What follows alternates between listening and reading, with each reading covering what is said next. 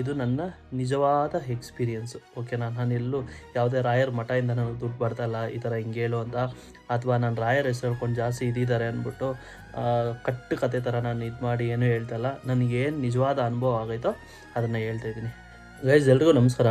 ನನ್ನ ಹುಟ್ಟಿದ ದಿನ ಅಂದರೆ ಆಗಸ್ಟ್ 15 ನಾನು ಬಂದ್ಬಿಟ್ಟು ಗುರು ರಾಘವೇಂದ್ರ ಸ್ವಾಮಿ ಒಂದು ದೇವಸ್ಥಾನ ಮಂತ್ರಾಲಯಕ್ಕೆ ಹೋಗಿದೆ. ಸೊ ಅಲ್ಲಿ ನಾನು ಬೃಂದಾವನದ ಆವರಣದಲ್ಲಿ ಮಲಗಿ ಒಂದು 2 ಗಂಟೆ ಸುಮಾರಿಗೆ ಎದ್ದು ರಾಯರನ್ನ ಒಂದು ನನ್ನ ಕಷ್ಟಗಳನ್ನೆಲ್ಲ ಹೇಳ್ಕೊಳ್ಬೇಕಾದ್ರೆ ನನಗೆ ಒಂದು ಪವಾಡ ಥರ ಒಂದು ಸೂಚನೆ ಬಂತು. ಸೊ ಅದೇನು ಹೇಳ್ತೀನಿ ಅಂದ್ಬಿಟ್ಟು ನಾನು ನಿಮಗೆ ಒಂದು ವಿಡಿಯೋ ಮಾಡಾಕಿದ್ದೆ. ಇಷ್ಟು ಜನ ಏನಾದರೂ ಕೇಳಿದ್ರೆ ನಾನು ಅದ್ರ ಬಗ್ಗೆ ಹೇಳ್ತೀನಿ ಅಂತ ಹೇಳಿದ್ದೆ. ಸೊ ಸಾಕಷ್ಟು ಜನ ಕೇಳಿದ್ದೀರಾ ಅದ್ರ ಬಗ್ಗೆ, ಏನಾಯಿತು, ಯಾವ ಥರ ಆಯಿತು ಅದನ್ನು ಹೇಳಿ ಅಂತ.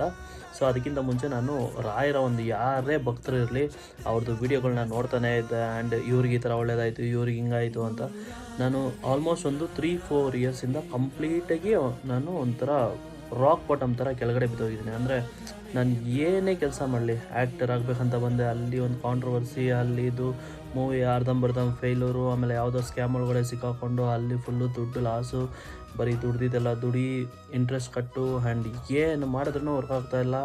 ಆ್ಯಂಡ್ ಯಾರು ನೋಡಿದ್ರೂ ನನ್ನ ಬಗ್ಗೆನೇ ಮಾತಾಡೋದು, ಯಾರ ಬಾಯಲ್ಲಿ ನೋಡಿದ್ರೂ ಅಯ್ಯೋ ಪಾಪ ಆ ಥರ ಅನ್ನೋ ಥರ ಒಂದು ಕೆಳಗಡೆ ರಾಕ್ ಬಾಟಮ್ ಕೆಳಗಡೆ ಬಿದ್ದುಬಿಟ್ಟಿದೆ. ಅದಾದಮೇಲೆ ಸತತವಾಗಿ 3 ವರ್ಷ ನಾನು ನಮ್ಮ ಮನೆ ಮುಂದೆ ಒಂದು ರಾಘವೇಂದ್ರ ಸ್ವಾಮಿ ಟೆಂಪಲ್ ಇದೆ. ನಾನು ಆಲ್ಮೋಸ್ಟ್ ಈ ಒಂದು 3 ವರ್ಷದಲ್ಲಿ ಹಬ್ಬ ಅಂದರೆ ಯಾವುದೋ ತೀರಾ ಕಾರಣಗಳೇ ಬಿಟ್ಟು, ಅಂದರೆ ತೀರಾ ಒಂದು ಎಮರ್ಜೆನ್ಸಿ ಹೋಗೋಕ್ಕಾಗದಿರೋ ಟೈಮಲ್ಲಿ ಬಿಟ್ಟು ಪ್ರತಿ ವಾರನೂ ನಾನು ರಾಘವೇಂದ್ರ ಸ್ವಾಮಿ ಟೆಂಪಲ್ಗೆ ಹೋಗ್ತಾಯಿದ್ದೆ.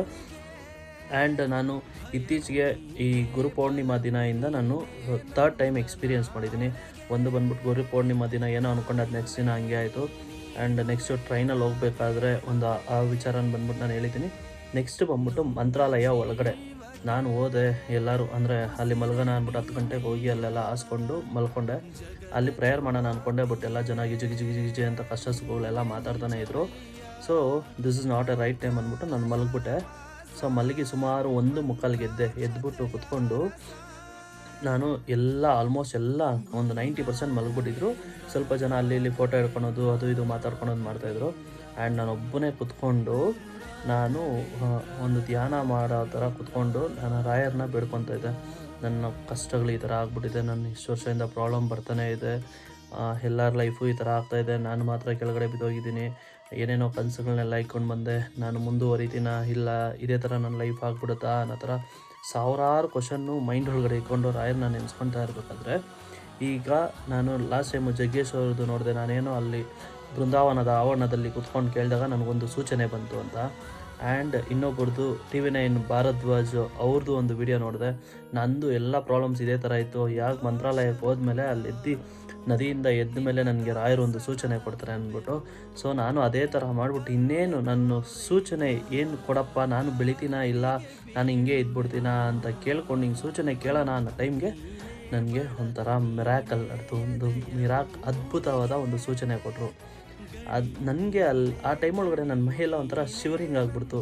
ಏನಪ್ಪ, ನಾನು ಹುಟ್ಟಿರೋ ಒಂದು ಗ್ರಾಮ ಬಂದ್ಬಿಟ್ಟು ಕೊರಳೂರು ಅಂದರೆ ಇಲ್ಲಿ ಹೆಂಗಂದರೆ ಜನ ಯಾವ ಥರ ಥಿಂಕ್ ಮಾಡ್ತಾರಂದರೆ, ಫಾರ್ ಎಕ್ಸಾಂಪಲ್ ನಮ್ಮ ಪೇರೆಂಟ್ಸ್ನೇ ತೊಗೊಂಡ್ರೆ ಫಾರ್ಚುನರ್ ಬಂದ್ಬಿಟ್ರೆ ನೀವು ಒಂದು ಮರ್ಸಿಡೀಸು ಅಥವಾ ಈ ಲ್ಯಾಂಡ್ ರೋವರು, ರೇಂಜ್ ರೋವರು ಆ ಥರ ಏನಾದರೂ ಒಂದು 3 ಕೋಟಿ 2.5 ಕೋಟಿ ಕಾರ್ ತೊಗೊಂಡು ಬಂದ್ಬಿಟ್ರು ಫಾರ್ಚುನರ್ ಅಷ್ಟು ಏನಿಲ್ಲ, ಫಾರ್ಚುನರ್ ಮುಂದೆ ಇದೇನಿಲ್ಲ ಅನ್ನೋ ಲೆಕ್ಕದಲ್ಲಿರೋ ಅಂಥ ಊರಲ್ಲಿ ಹುಟ್ಟಿ ಬೆಳೆದಿರೋ ನಾನು ಹೋಗ್ಬಿಟ್ಟು ಅಲ್ಲಿ ಬೇಡ್ಕೊತಾ ಇದ್ದರೆ ಮಂತ್ರಾಲಯ ಒಳಗಡೆ ಬೇಡ್ಕೊಂಡಿದ್ದಾದಮೇಲೆ ಯಾವ ಥರ ಸೂಚನೆ ಅಂದರೆ, ನಾನು ಕುತ್ಕೊಂಡು ಹಿಂಗೆ ಕೇಳ್ಕೊತಾ ಇದ್ದೀನಿ, ರಾಯರೇ ನನ್ನ ಜೀವನ ಮುಂದೆ ಏನು, ನಾನು ಬೆಳಿತೀನಾ ಅಂತ ಕೇಳಿದ ತಕ್ಷಣ ಹಿಂದೆಗಡೆ ಒಬ್ಬನ ಯಾರೋ ನನ್ನ ಹಿಂದೆ ಕುತ್ಕೊಂಡಿರೋನು ಬಂದ್ಬಿಟ್ಟು ನನ್ನ ವೀಡಿಯೋ ಪ್ಲೇ ಮಾಡ್ತಾವನೆ. ಅಂದರೆ ನಾನು ರಾಯರ ಬಗ್ಗೆ ಒಂದು ವೀಡಿಯೋ ಮಾತಾಡಿದ್ದೆ ಹೋಗ್ಬೇಕಾದ್ರೆ ಟ್ರೈನಲ್ಲಿ ಇದಾಗಿರೋದನ್ನ ಕುತ್ಕೊಂಡು ಅವ್ನು ಕೇಳ್ತಾ ಇದ್ದಾನೆ. ನನಗೆ ಮಂತ್ರಾಲಯಕ್ಕೆ ಹೋದಾಗಿಂದ 2 ಗಂಟೆ ಮಲಗಿ ಎದ್ದೋಳೋ ಗಂಟ ನಾನು ಯಾವುದು ಆ ಥರ ಒಂದೇ ಒಂದು ಇದು ನೋಡಿಲ್ಲ. ಬಟ್ ಇವನು ನನ್ನ ಹಿಂದೆಗಡೆನೇ ಮಲ್ಕೊಂಡು ನನ್ನ ವೀಡಿಯೋ ನೋಡ್ತಾ ಇದ್ದಾನೆ. ಸೊ ಆವಾಗ ನನಗೆ ಒಂಥರ ಗೂಸ್ ಬಂಪ್ ಥರ ಆಗ್ಬಿಡ್ತು. ಸೊ ರಾಯರಿದ್ದಾರೆ. ಸೊ ಇದಕ್ಕಿಂತ ದೊಡ್ಡ ಸೂಚನೆ ಬೇಕಾಗೇ ಇಲ್ಲ. ಸೊ ನಾನು ಗ್ರೋ ಆಗ್ತೀನಿ, ನಾನು ಬೆಳಿತೀನಿ ಅಂತ ಬೇರೆಯವರೆಲ್ಲ ವೀಡಿಯೋ ಮಾಡಿರೋದು ಅವರೆಲ್ಲ ಬೆಳೆದ ಮೇಲೆ ರಾಯರ ಹತ್ರ ಹಿಂಗೆ ಬೇಡ್ಕೊಂಡಿದ್ದೆ ಅಂತ. ಸೊ ನಾನು still I am a zero but growing.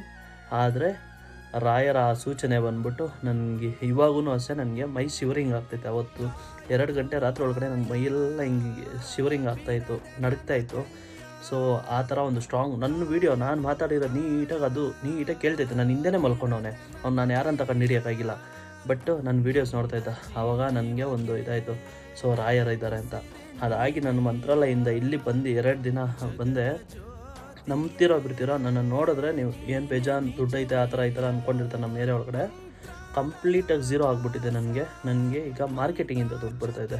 ಅದು ಬಂದಿದ್ದ ತಕ್ಷಣ ನೆಕ್ಸ್ಟ್ ಬಂದು 2 ದಿನ ಆಯಿತು.